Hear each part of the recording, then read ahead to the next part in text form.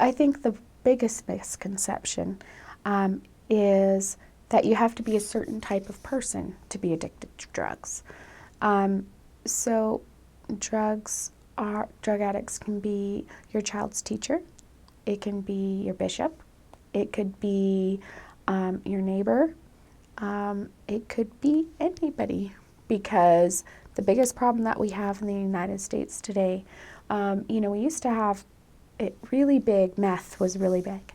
And it still is. I'm not diminishing that part of it, but opiates are just an epidemic right now.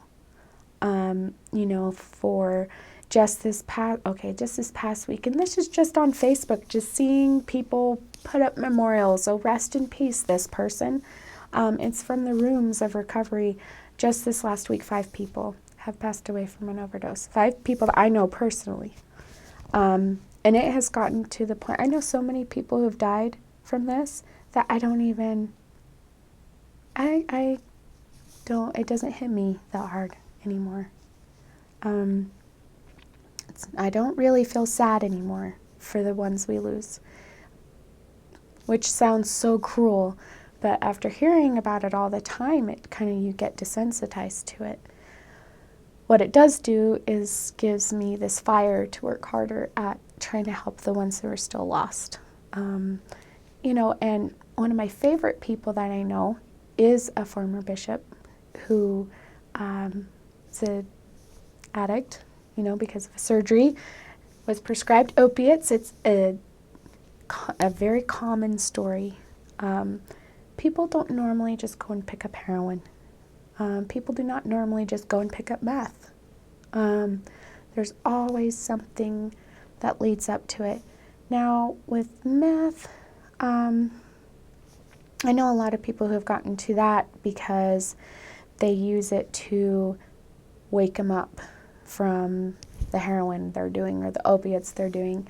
But, as far as that goes, that's really just usually a party type of drug that people get introduced to at parties or schools. But with the opiates, it's scary because you're a normal person. You have a career and you're a business person or whatever it looks like. You have a nice house and all your beautiful wife and kids. But then you get an injury and you get opiates and you take them for 6 months or a year, and then for some reason you don't have them anymore.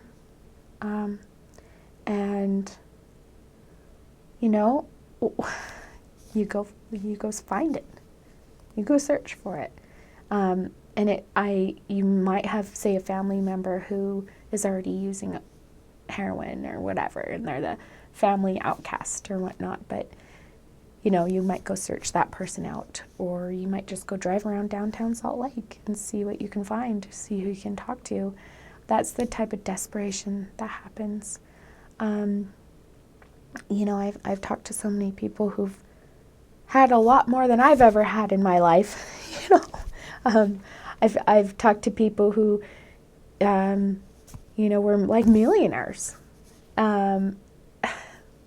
heirs to great fortunes, who squandered it all away for heroin or some other drug, and so as far as the stigma of addiction, who it hits and who it affects, everybody, all of us.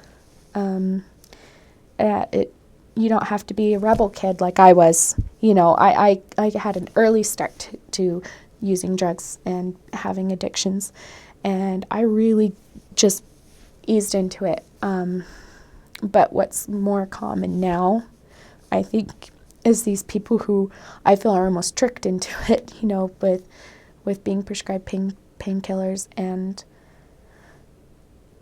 it starts something in them, in their brain.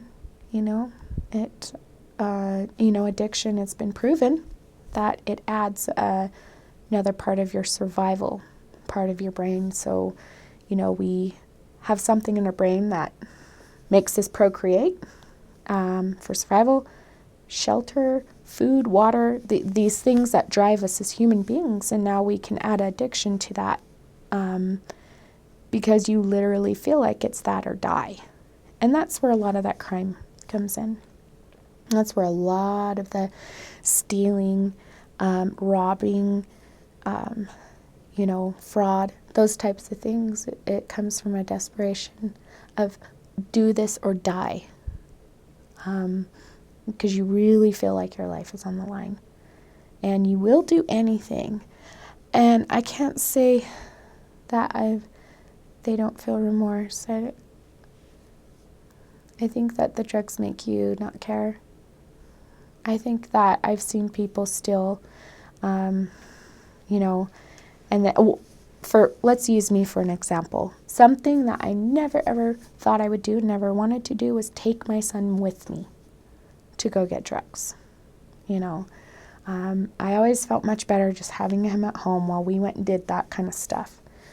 But there was a time where there was just nobody to watch him. I couldn't keep him home. And he was only he was about 18 months old. And so I took him. And there was overwhelming remorse. The whole way it was just, I can't believe I'm doing this. I can't believe I'm doing this. But then I did the drugs. And then I felt all warm and okay with it. And I went home feeling accomplished. And didn't think about it anymore. And none of that guilt and remorse came up again until I got sober. And then it hits you like a ton of bricks.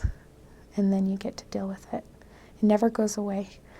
It's in there. You have to deal with it eventually. It just depends on when.